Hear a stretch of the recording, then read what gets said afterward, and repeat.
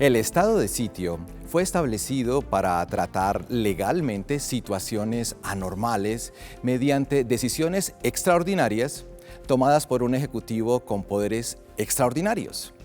En Colombia se utilizó durante más de la tercera parte del siglo XX, sobre todo para tratar los graves problemas de orden público que hemos tenido. Llegó a convertirse en algo normal, no solo para los gobiernos, sino para todos los ciudadanos. Desde 1991, con la nueva Constitución, rigen los estados de excepción, los antes llamados estados de sitio, que ya han sido usados desde su vigencia. El pasado mes de marzo, el gobierno adoptó el estado de excepción adecuado para emergencias. Claro, por la emergencia que ha provocado y sigue provocando esta pandemia. Parecería que lo anormal se ha vuelto normal y que el gobierno y los ciudadanos de Colombia nos hemos acostumbrado a la normalidad de la anormalidad. Y la pregunta que hacemos hoy es si Colombia es una anormalidad normalizada. Bienvenidos a nuestra Ágora, la plaza pública de Teleantioquia.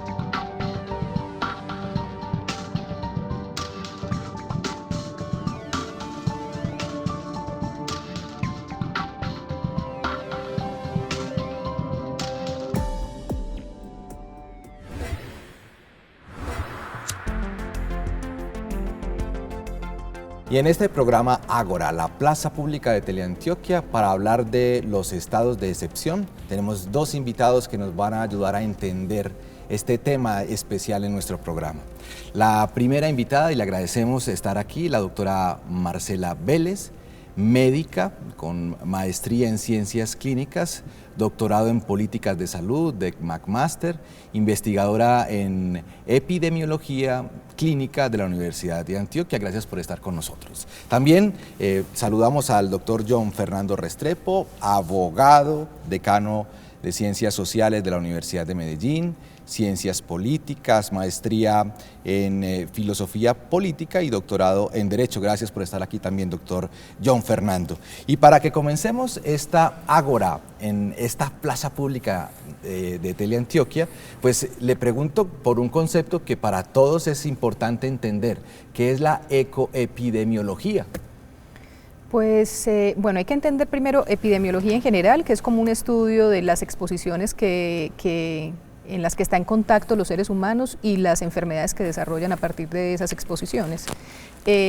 Luego entonces aparece, digamos que esa es la epidemiología general, la que empezó en el siglo XVIII, XIX, luego desarrollamos algo que es como la epidemiología clínica, que es en el campo donde yo más me desenvuelvo, que es aquella que se hace dentro del hospital, tratando de relacionar el enfermo que está en el hospital con esos factores, y ahora hay todo un movimiento nuevo, una esfera nueva que es la ecoepidemiología, que es tratando de decir, venga, que no hay un solo factor de exposición que produce una sola enfermedad y que no sabemos en la mitad qué es realmente lo que sucede, sino que lo que hay son diferentes niveles en los que diferentes factores se interrelacionan ellos, tienen una interacción, algunos suman o algunos restan ese efecto que va a haber al final sobre una enfermedad. Incluso haciendo el mismo tratamiento, cuando usted trata de evitar una exposición o trata de controlarla, se produce otro efecto que hace que aparezca una situación nueva. No es un solo factor entonces, no, es como una caja en la que hay diferentes factores que logran que esa pandemia se expanda, ¿cierto? Exactamente. Antes el modelo de epidemiología en general le dicen de un modelo de caja negra. Ajá. Como que hay algo pasa ahí en esa cajita entre la exposición y el desenlace, pero ahora a esto le dicen más como de caja china porque tiene diferentes niveles, como diferentes grados en los que diferentes factores interactúan. Cuando en el mes de marzo, doctor John Fernando, se adopta este primer decreto, ¿cuál fue su sensación? ¿Qué le pasó al país? Bueno, yo creo que la declaratoria del estado de excepción es una consecuencia natural y es una consecuencia lógica de toda esta oleada de cambios que toma por sorpresa al mundo entero. Digamos que la figura de estado de excepción siempre se entendió como una figura particular adentro de cada orden jurídico. Esta vez nos enfrentamos a una situación universal, a una situación sin precedentes durante mucho tiempo, que da lugar a una de las tres figuras que tiene el estado de excepción en Colombia. Digamos que la Constitución señala la posibilidad de tres condiciones excepcionales: la guerra exterior, una conmoción interior, que por nuestro contexto de conflicto era el más común, y una emergencia o social o económica que ya habíamos tenido, y ahora esta situación de pandemia se convierte en una consecuencia lógica de lo que tenía que hacer el establecimiento. ¿Y cuáles han sido esos efectos colaterales que usted podría analizar después de tomar ese decreto y observarlo claramente y analizar cuáles fueron como los efectos colaterales? Bueno, pues es que de entrada uno podría decir que cuando se da la orden del confinamiento, esto da lugar a que las instituciones educativas, por ejemplo, el sector salud, el sector comercio, la gastronomía, la hotelería, el turismo, tengan que frenar en seco. Esto genera una primera consecuencia y es en el desarrollo económico. Pero por el otro lado, hay ahora una preocupación muy grande, y esto es a nivel macro, y es el rostro humano y las consecuencias de la pandemia. Por ejemplo, en materia de educación, decir que vamos a pasar a la virtualidad, a los procesos de enseñanza por medio de conectividad, de asistencia remota, ha puesto en evidencia una brecha social, unas condiciones de inequidad muy tesas, porque ha habido un montón de gente que no ha podido acceder a la educación, no ha podido acceder a los servicios de salud, y súmele a esto violencia doméstica. Yo creo que se han desencadenado todas las líneas de atención. Si bien es cierto que el sector salud, epidemiológico, las UCI, que es lo que escuchamos en las noticias, están a reventar por esta oleada, también hay otro aspecto muy importante de preocupación por la población, de cómo atender esta crisis.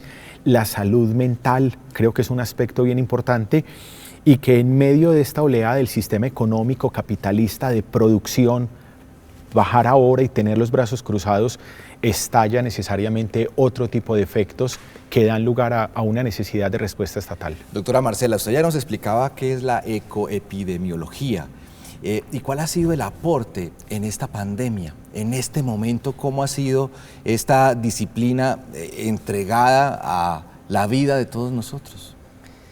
En el mundo entero, pues yo creo que el aporte de la epidemiología, no solamente de la ecoepidemiología, sino de la epidemiología en general, ha sido súper relevante pues, para ayudar al control de la enfermedad. Por supuesto, yo creo que es interesante que nos demos cuenta que realmente en los últimos 100 o 200 años no hemos desarrollado muchas estrategias que sean más efectivas que las anteriores, es decir, estamos tratando las enfermedades infecciosas más o menos de la misma manera que las tratábamos hace 100 años. O sea que somos reactivos. Somos bastante reactivos y yo creo que la sociedad nunca además ha estado preparada para una situación de estas, a pesar de que pensábamos que era posible, nunca con estas dimensiones no la habíamos soñado.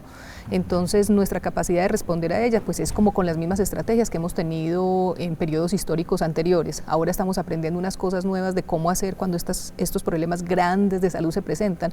Por ejemplo, yo creo que en toda esta época de la humanidad con aviones, ¿sí? Por ejemplo, eso no lo conocíamos. La última grande que hubo fue la gripe española y todavía no teníamos, digamos, esta cosa comercial de los aviones que estuvieran viajando, y esto fue todo un aprendizaje ahora, entender que hay que cerrar, que hay que parar, que hay que darle tiempo, que hay que evitar tener como ciertos cercos epidemiológicos para que la enfermedad no se mueva de un lado al otro. Entonces, lo que hemos hecho en epidemiología yo creo que es muy, muy relevante, ha sido como parte de la asesoría de los gobiernos. Finalmente, los gobiernos toman la decisión que sea mejor para su pueblo y por supuesto que vaya como digamos más de acuerdo con su forma de ver la sociedad, pero detrás siempre hay cuál es la simulación o qué es la perspectiva de lo que puede suceder con la enfermedad y con la población. Desde los gobiernos, desde la medicina, desde la epidemiología, de todo eso hablaremos en esta plaza pública que tenemos en Teleantioquia. Vamos a comerciales y ya seguimos en Ágora.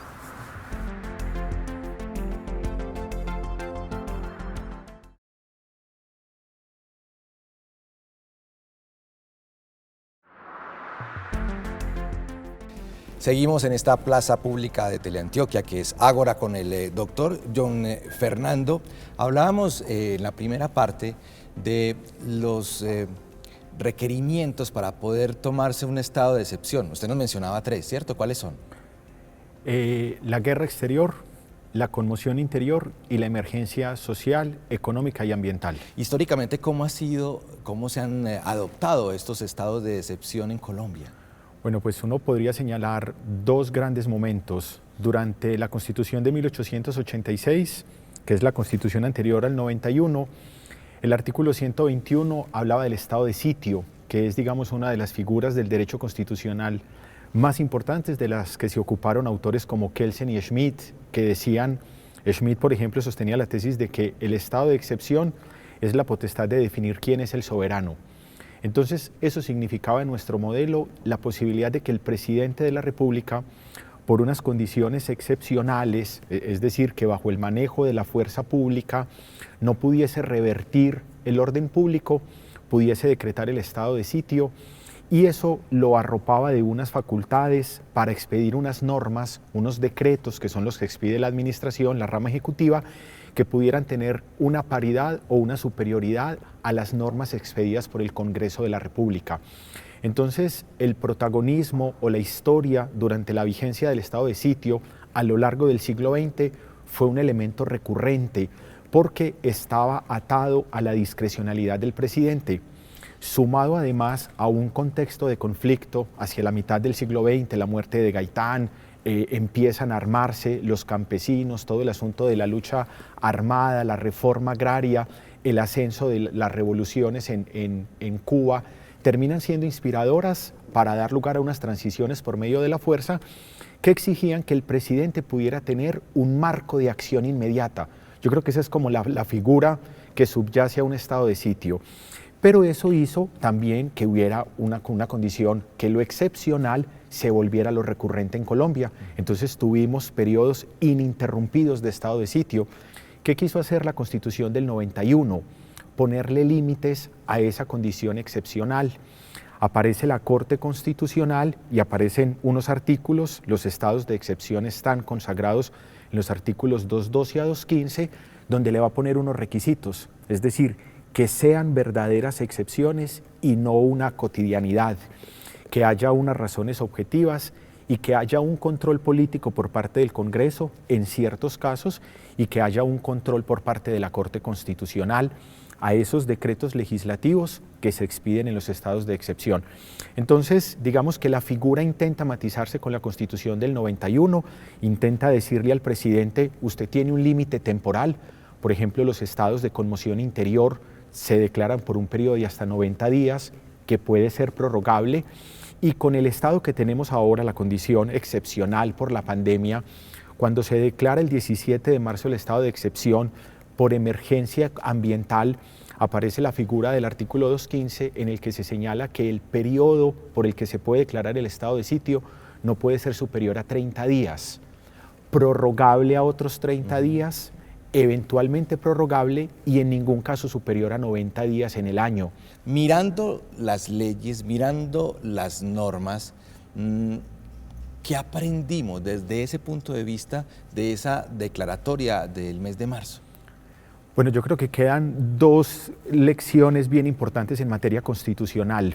La primera es que efectivamente cuando el constituyente consagró estas 3 modalidades, como bien lo decías, ni el más pesimista hubiera alcanzado a entender las dimensiones que había. Ahora la doctora Marcela señalaba varios casos de epidemias y yo pensaba, bueno, pues la gripa aviar, la gripa española, el antrax, que era el otro químico después de los atentados del 11 de septiembre, el ébola, pero que hubiera tenido unas dimensiones como las que tiene en este momento el coronavirus, eso no lo hubiera imaginado nadie. Entonces eso hace necesariamente que esta figura del estado de excepción, que este comodín sea una estrategia necesaria para poder actuar, porque toca disponer recursos, creo que es una consecuencia importante en materia tributaria, en materia de orden público, las declaratorias del estado de queda, en términos de decir, si la mejor estrategia desde el punto de vista político es el confinamiento, tiene que haber un respaldo normativo que así lo establezca. Y otra consecuencia importante es señalar la pertinencia o no del control que puedan tener esos decretos. Entonces viene la reflexión de qué tanto la revisión que puede hacer la Corte Constitucional a esos decretos tiene sentido. Porque la gran característica que tiene el estado de excepción es que los decretos generan consecuencias de manera inmediata. Basta con que lo promulgue el presidente con la firma de todos los ministros y esa norma empieza a generar efectos jurídicos. Al día siguiente, dice el artículo 214 de la Constitución, el presidente debe enviar la norma a revisión de la Corte Constitucional y empieza el trámite de revisión de la Corte que puede demorar 2, 3 meses. Nosotros empezamos el estado de excepción en marzo y la Corte Constitucional vino a decir 1 mes y medio después que sí era exequible la declaratoria del estado de excepción. Entonces es un asunto como de revisar la sincronización en términos de revisión a las normas. Es que yo ya le entiendo el concepto de la ecoepidemiología. Es que no es únicamente el bicho, la bacteria o lo que nos dio, sino que mire, por ejemplo, cómo lo político, cómo lo administrativo empieza a unirse al tema médico. Al principio usted nos decía, cuando empezábamos nuestro Ágora aquí en Teleantioquia, que fuimos muy obedientes, que los seres humanos sí nos encerramos. Es que ¿quién se iba a imaginar encerrarnos 5 meses? Con esto de la ecoepidemiología que cuadra muy bien acá, con esta situación nosotros decimos tenemos una enfermedad causada por este virus y para evitar la transmisibilidad vamos a hacer una cantidad de cosas, vamos a lavarnos las manos, que es muy importante todo el tiempo lavarse las manos para todas las enfermedades infecciosas respiratorias en general. Vamos a lavarnos las manos, vamos a quedarnos en la casa, vamos a usar tapabocas, sobre todo quedarnos en la casa porque las otras medidas las podemos hacer en cualquier otro momento y para cualquier enfermedad, pero esta del confinamiento uno lo hace digamos con una lógica que es que si yo disminuyo la transmisibilidad, el contacto que hay entre personas, pues disminuyo la enfermedad y la mortalidad y en fin, las causas se disminuyen, pero el hecho de que la gente se quede en la casa y con todas estas medidas económicas, con las restricciones económicas que eso genera, con la restricción en la prestación de servicios de salud en otras enfermedades que no son COVID, usted genera otro problema, otro nivel de problemas, ¿sí? Enfermedad mental, violencia doméstica que el doctor John nos estaba comentando, se represan otras consultas de otras enfermedades, es decir, tú solucionas uno, pero creas otros niveles de problema. Yo comentaba con John ahora sobre Suecia, que tuvo un acercamiento diferente a la pandemia, que fue no cerrar nada, mantener todo abierto y mantener, digamos, la economía abierta y todo funcionando normal, con algunas restricciones, pues como las que les digo, del contacto físico y de la higiene de las manos y esto. Y hay mucha crítica de si eso funciona o no funciona, de si lo hicieron bien o no lo hicieron bien, porque Suecia es el país de los nórdicos que tiene más casos de COVID y más mortalidad. Pero es probable que cuando termine todo esto haya que evaluar nuevamente cómo funcionó, porque probablemente todo el problema económico de tener la gente confinada, del cierre de negocios, de restaurantes, de escuelas, no genere las consecuencias que generó en otros países. Yo siento que aquí en Colombia, probablemente en otros países de Latinoamérica pueda ser similar, somos muy obedientes con la norma general de quedarse en la casa. Sin embargo, pues por supuesto hay diferencias entre personas de diferentes condiciones socioeconómicas. El que tiene que hacer irse al rebusque, pues no se puede quedar en la casa haciendo qué características, con qué condiciones, comiendo qué, si la vida continúa. Pero en general yo siento que aquí en el país hay como mucha obediencia para aguantar un confinamiento tan largo, el más largo de todo el mundo.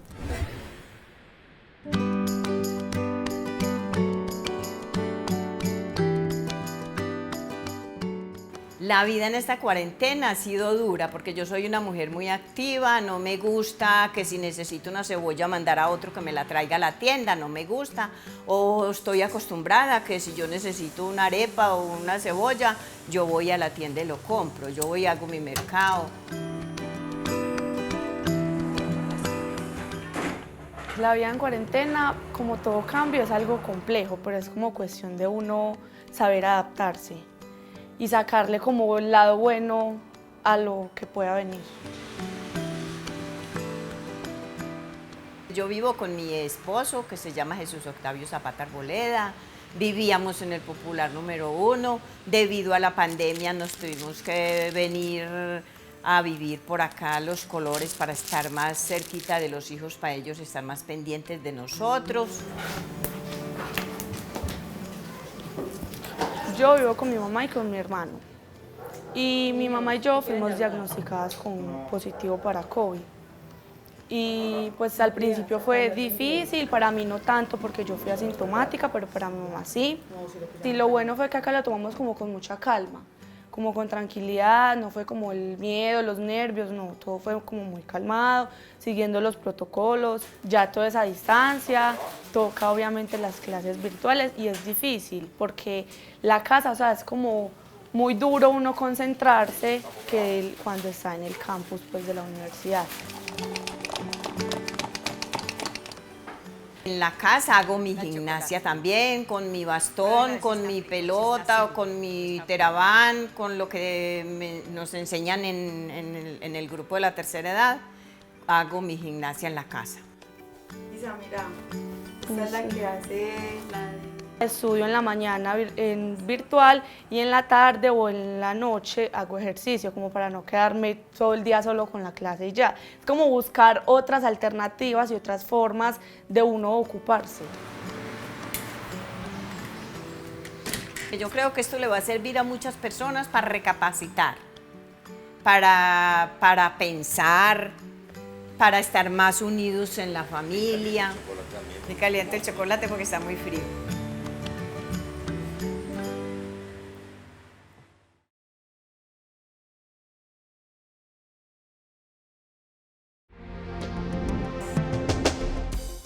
Esta es la Plaza Pública de Teleantioquia en Ágora, y con el doctor John Fernando Restrepo hemos estado hablando durante todo este programa de los estados de excepción. Y es que las condiciones nos han cambiado y es únicamente pensar en el trabajo, en lo económico, en lo financiero, impacto grande en el ser humano. César, por supuesto, es que habría que comparar, por ejemplo, 2019 con 2020. Nosotros terminamos el año 2019 con un montón de pronunciamientos sociales, las marchas, el paro, jornadas de manifestación social donde hubo una recesión económica y tuvo que salir el sector económico a decir, hey, no más paro, por favor dejen trabajar, ¿cierto? Eran ocasiones, digamos, unas jornadas eventuales de pronunciamiento ciudadano. Estamos contando que a la fecha vamos desde el 17 de marzo y esto sigue contando, siguen las medidas de confinamiento. Por supuesto, la información que da el DANE, el crecimiento económico, hospitales, digamos, funcionando con unas condiciones a media máquina, salvo pues cuidados intensivos, pero todo el desarrollo económico se ha visto afectado de una manera considerable, movimiento humano, el turismo, el transporte, el sector gastronómico. Yo creo que ha sido una situación en la que la sociedad ha tenido que reacomodar y revisar, digamos, su orden de prioridades, porque viene una discusión bien interesante y es, bueno, el cuidado de la vida o la subsistencia, ¿cierto? Hay gente que no tiene ningún margen de error, que lo que consigue a diario es lo que necesita para sobrevivir. Y ahí también la pregunta es para usted. Es obvia la respuesta, pero para todo el mundo no fue así. Uno diría, primero la vida que salir a trabajar o salir a buscar el sustento para la familia. ¿Cómo tomar esa decisión y cómo ponderar lo más importante, doctora Marcela?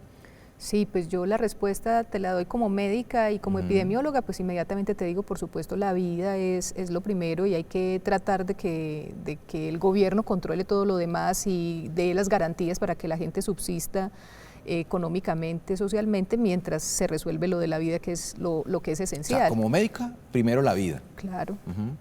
Pero luego, si tú pones eso en el balance de lo que es socialmente para alguien, lo que implica, por ejemplo, medidas como el confinamiento, que no esté empleado, que no esté devengando un salario, en personas que, por ejemplo, se dedican es al rebusque y de eso es de lo que viven, pues entonces es algo que yo les mencionaba, o sea, cuando alguien se tiene que ir, cuando les dicen se debe quedar en la casa porque estás cuidando tu vida, pero resulta que no tiene comida en la casa para sus hijos, que no tiene con qué pagar el arrendamiento ni los servicios, que está pasando por una situación bien salvaje, difícil, como son las situaciones de nuestros colombianos aquí en el país, pues lo que les queda es salir a la calle a trabajar, porque es o la probabilidad de cogerse una enfermedad que de pronto no le pase nada, o la certeza de que no va a haber comida para sus hijos en la casa. Entonces eso motiva a que las personas tengan que salir.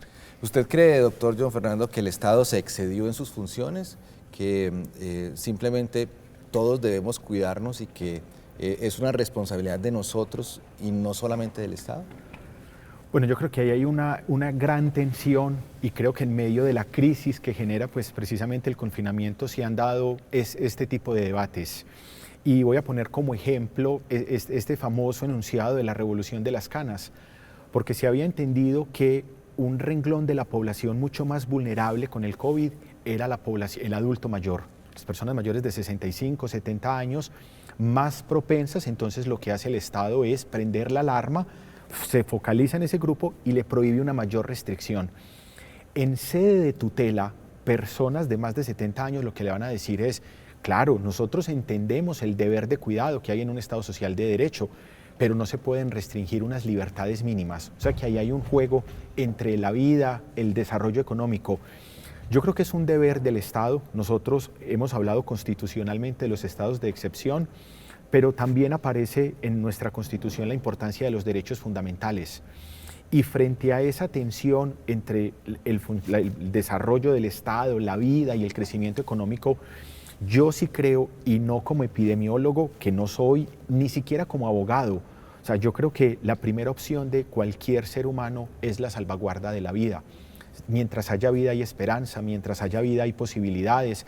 Y creo que la situación no solo ha afectado también a la gente que vive del rebusque, o sea, los empresarios, el sector económico también se ha visto afectado y ha ejercido una enorme presión.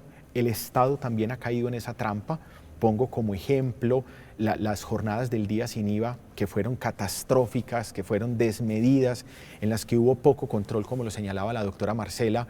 Al Estado se le sale de las manos, pero yo creo que es precisamente una relación de ensayo y error. Protegemos a un sector de la población y el sector de la población dice yo me cuido. Protegemos a un sector de la población y un sector de la población dice al Estado le queda haciendo falta, por ejemplo en términos de mercados, de asistencia médica, o que el sector salud no solo se mide en términos de entrega de ventiladores y asistencia para el COVID.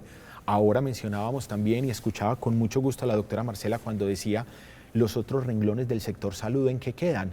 Es decir, la gente no solo tiene problemas respiratorios, nuestra población tiene un cáncer, nuestra población seropositiva. O sea, hay una explosión de fenómenos que dan lugar a una intervención del Estado. Y yo también creo que habría que pensar, aunque somos constitucionalmente un Estado social de derecho, con una economía agrícola, con un renglón de corrupción tan grande como el que tenemos, habría que señalar hasta dónde el Estado tiene condiciones de atender. Y desde la salud pública, ¿el Estado tomó buenas decisiones, decisiones necesarias o se quedó corto? ¿Qué piensa usted, doctora Marcela?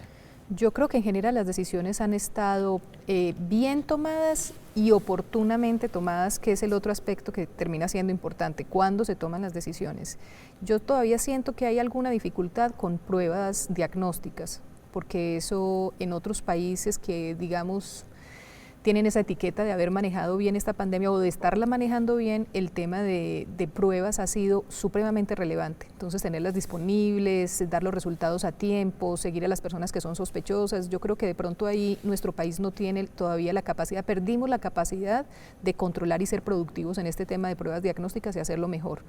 Y creo además que otro tema importante desde el punto de vista de la salud pública es que la comunicación con los ciudadanos es supremamente relevante. O sea, comunicar y educar e informar apropiadamente por parte de sus gobernantes, darle confianza de lo que se está haciendo, es extremadamente relevante. También con el doctor John, ahora hablábamos un poco de Nueva Zelanda, pues que ha tenido, digamos, una gobernante que ha sido con muy buena opinión pública y muy capaz de hacer ese tema de la educación a los ciudadanos, y entonces los ciudadanos son capaces de entender qué es lo que hay que hacer, y eso es muy relevante en estas situaciones. Un ciudadano tiene que confiar en sus gobernantes porque creemos que esos gobernantes van a tomar las decisiones para protegernos y para cuidarnos. ¿Usted cree que esa confianza se mantiene? En el país yo creo que yo creo que hay una tendencia, a veces si me arriesgo a decirlo aquí públicamente, uno puede ver que hay como una diferencia o cierta tensión entre lo que representa el presidente en su forma de comunicar lo que hay que hacer para la pandemia y cómo lo comunica, por ejemplo, Claudia López en Bogotá. Uno siente que de pronto puede haber como cierto respeto a esas recomendaciones, a esas indicaciones o a esas decisiones, pareciera un poco más cuando lo manifiesta Claudia López. El doctor John puede profundizar un poco sobre el tema del rol de las mujeres que han tenido en muchos gobiernos, no solamente en Colombia, en otras partes, como en esa capacidad de transmitir confianza, de tomar decisiones y de que los ciudadanos se sientan tranquilos con ellas. Claro, esa misma pregunta para usted, doctor John Fernando.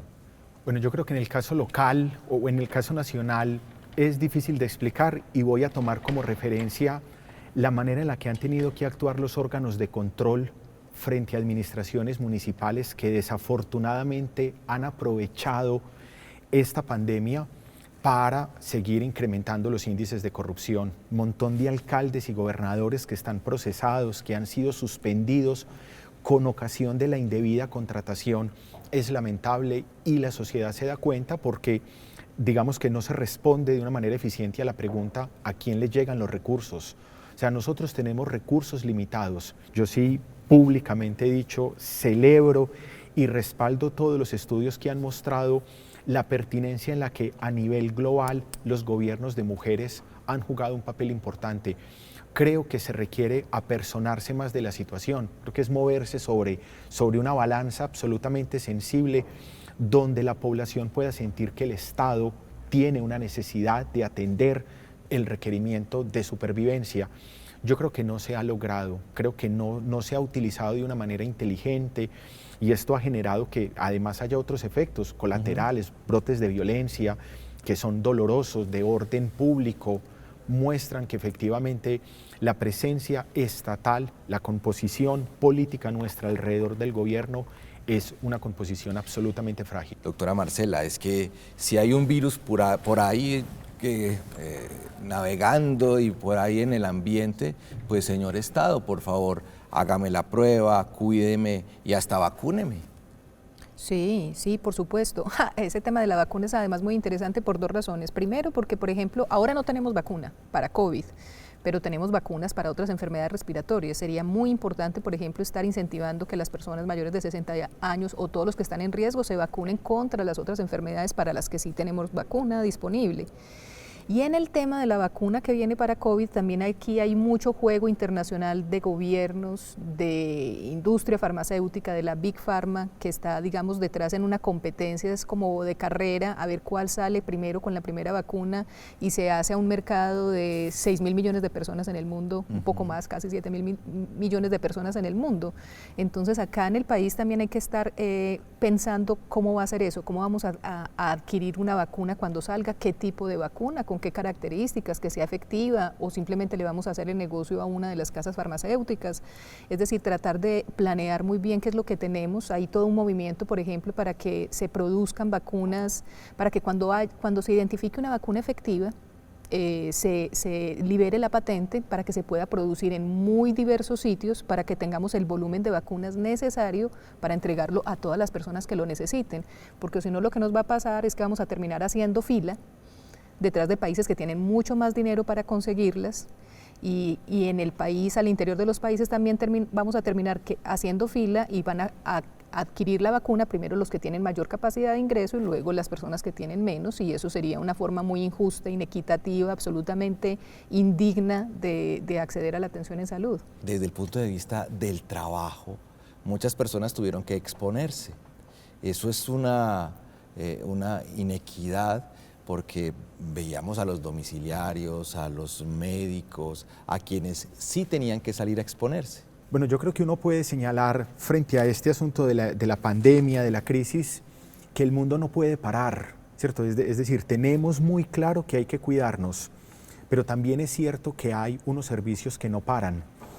La prestación de esos servicios ha dado lugar a que termine una parte de la población exponiéndose. Digamos que cuando empezó a flexibilizarse la salida, retomar ciertos trabajos, hubo una crítica muy fuerte porque era un sector de la población vulnerable, quien en una condición de necesidad, a cambio de salario, estaba dispuesto a hacer lo que sea. La consecuencia es necesariamente exponerse a un contagio. Eso ha llevado a que tengamos un protocolo, a que las entidades que dicen abrimos, nos comprometemos a mantener unas condiciones de salubridad, y en esa medida toda la publicidad, toda la información se ha convertido en un reto para acompasar la demanda. Yo creo que estamos también en esa tensión de ir analizando qué tanto ha habido la exposición de estas personas que terminan estando en una condición absolutamente vulnerable. Y esa es una expresión de inequidad, es una expresión de desigualdad. Esa escalera pues lo llevó a avanzar mucho. 5, 9. Trabajar en esa cuarentena ha sido un poco complejo, la verdad. Inicialmente, digamos que lo tomé como una aventura, porque yo ya tenía que empezar a mezclar mi trabajo con las clases de mi hijo, simultáneo. Solo calidad, solo variedad, todo bueno, todo fresquecito, aguacates, bananos, calidad y aguacate bueno, aguacates. El trabajo en esta cuarentena ha sido muy duro porque me ha tocado esforzarme mucho, exponiéndome a muchas cosas en la calle con la pandemia que tenemos, y me ha tocado hacerlo porque no tengo otro recurso, a mí no me han dado ayuda en ninguna clase, nada para poderme quedar en la casa. Antes tengo que salir a rebuscarme para hacer algo, para pagar mi arrendo y la comidita para mí y para mis hijos. Sí, no es fácil ser ama de casa, no es fácil ser mamá, no es fácil ser trabajadora y no es fácil ser estudiante a la vez. O sea, son 4 oficios que a veces tienes que ejercer en el mismo momento, los 4. Que sientes que ya no puedes más, el que dices tiro la toalla, el que ya no voy más, el que cuando se acabará esto. A la orden, caballero. Buenas. Buenas. Este es el colibrí. Este es el tal coli y este es el tal riz. Un aguacatico que es muy bueno. Obligarse uno a proteger, a cuidarse, uno, a no estar en muchas aglomeraciones ni muchos tumultos, por ahí así. Sí, pero sí, de todas maneras está uno expuesto. Gracias a Dios hasta el momento no me ha pasado nada. Y todo hago eso por el bien de mí y de mis hijos, de tenerlos bien y mi familia. Lo más importante de todo ese tiempo es aprender a valorar, o sea, ser muy agradecido porque en medio de todo estoy súper bien. Y gracias a Dios no me ha tocado nada de esa enfermedad.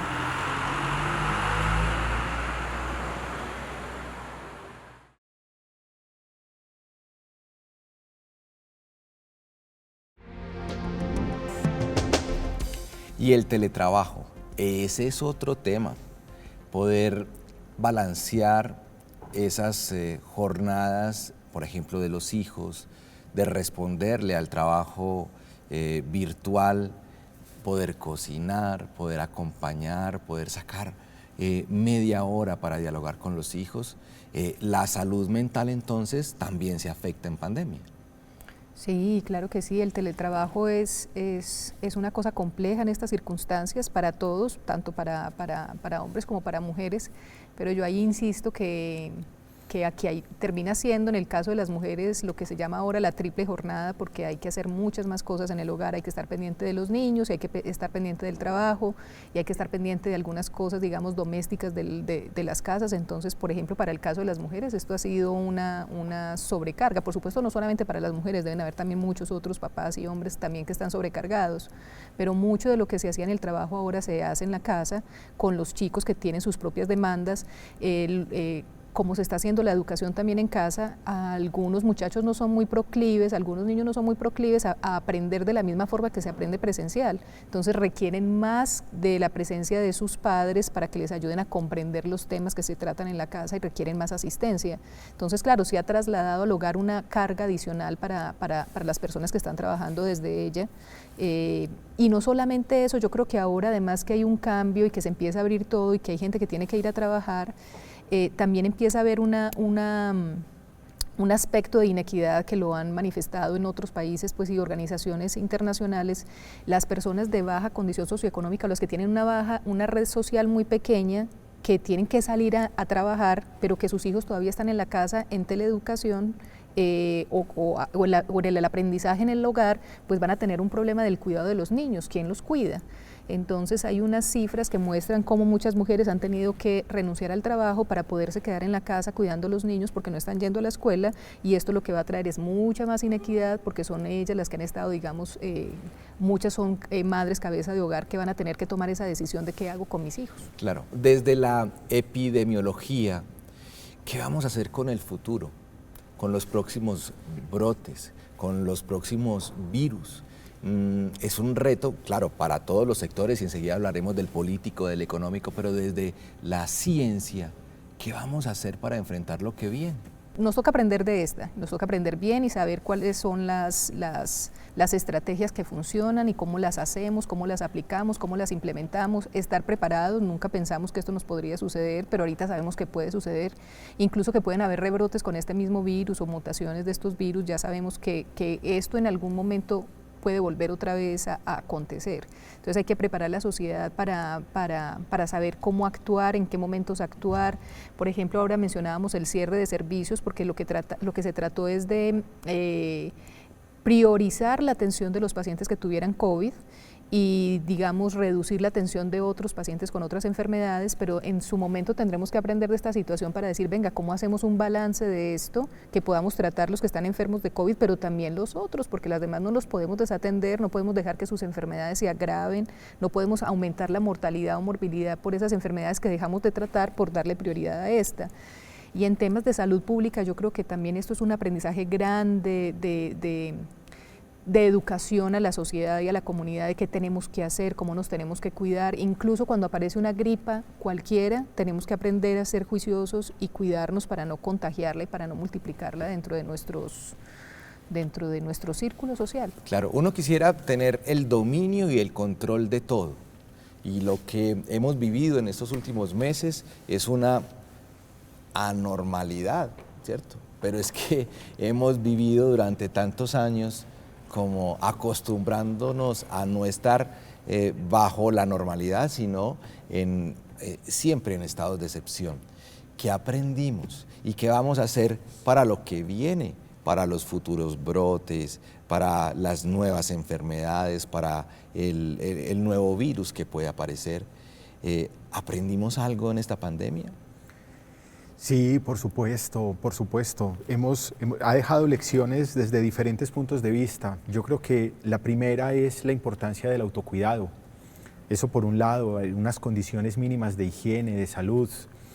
Creo que también ha sido muy importante el papel de la amistad, del afecto. A mí siempre me llama mucho la atención los efectos de la salud mental en esta época de confinamiento. Yo creo que una de las opciones para no agravar la situación también ha tenido que ver en esa relación, así sea virtual, con ese grupo básico, con ese grupo primario con el que puede pensarse la posibilidad de que esto pueda tener una suerte diferente. Creo que la esperanza es una construcción colectiva. También ha habido un aprendizaje de solidaridad. Me llama profundamente la atención medidas bajo presión y bajo iniciativa propia que garantizan que la gente no se muera de hambre pese a las condiciones tan precarias en las que pueden estar. La apropiación de los derechos, el liderazgo de ciertos personajes políticos, creo que es importante y que vale la pena aprovechar, reivindicar y hacerlo público. Hay líderes que han estado a la altura de esta situación, líderes sociales, líderes políticos, líderes académicos. Creo que es importante entender precisamente en estas condiciones precarias dónde están las personas que son capaces de convertir esto en oportunidad. Yo creo que ha habido también una reinvención de relaciones contractuales. Conozco muchas en mi ejercicio de abogado de cómo han tenido que modificarse tarifas, tasas, por condiciones de necesidad que dan lugar a que la gente pueda tener unos auxilios en matrículas, eso es muy importante, becas. Creo que hay un mensaje clave, y es que el sector educativo se ha transformado en la forma por los procesos de enseñanza, pero curiosamente yo que trabajo en el sector educativo he encontrado que la gente no ha dejado la escuela, que la gente no ha dejado la universidad. Ajá. Ahí hay una señal de que de esta nos paramos, de que de esta salimos, y ya en términos de administración veremos pues cómo se equilibran las cargas, pero por lo menos una condición mínima de atención ha sido posible en un gran renglón de la sociedad. Conclusión, agradeciéndole su tiempo, gracias por estar con nosotros. ¿Cómo concluye usted este programa? ¿Qué mensaje desde la ciencia, desde la medicina y obviamente desde el ser humano, doctora Marcela, cómo concluye usted este espacio donde hablamos de los estados de excepción y de lo que nos ha sucedido en esta pandemia? Primero quiero agradecer por la invitación al programa, ha sido muy interesante además escuchar pues dos puntos de vista que aunque sin ser contradictorios son bastante complementarios y diversos. Y yo pasaría a mi conclusión que en parte tiene que ver con tu anterior pregunta, que yo creo que de todo esto tenemos que aprender a fortalecer los estados de bienestar.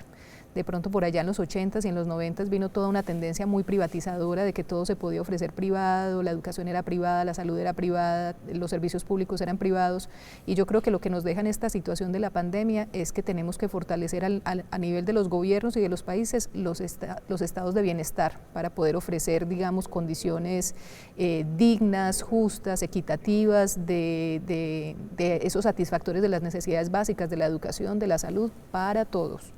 El bienestar para todos. Muchas gracias, doctora Marcela. ¿Cómo concluye usted también rápidamente todo lo que aprendimos hoy para que el televidente tenga los suficientes elementos para también tomar decisiones en su casa?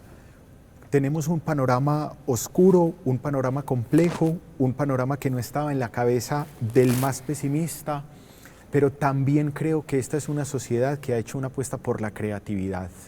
He visto y he sentido la posibilidad de reinventarse un montón de escenarios sociales.